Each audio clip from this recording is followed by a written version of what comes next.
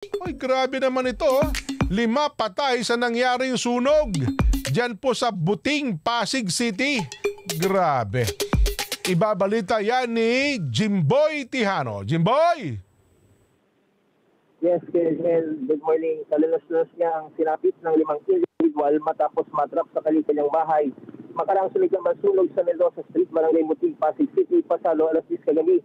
Sa report ng BFP, 2 mag-ama ang nasawi matapos magtago sa CR sa ika-4 na palapag ng kanilang bahay.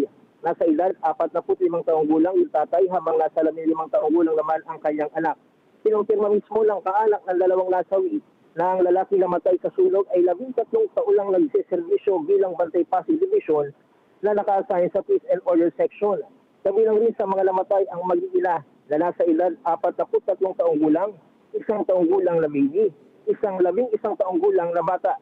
Ayon sa BFP, mula sa 3rd floor bumagsak sa ikalawang palapag ang mag-ilang namatay habang yung isang 1-year-old baby ay natagpuan na ron sa may bandang ground floor ng kanilang bahay. Pasado alas 4 naman kanila nang ma-retrieve yung mga bangkay sa kanilang bahay.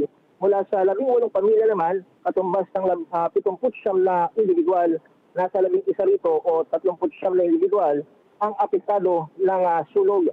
Habang ang iba rito ay pansamantalang ilagay sa relocation site matapos mawala ng kuryente. 11:58 ng madaling araw lang tuloy ang mapula ang sunog.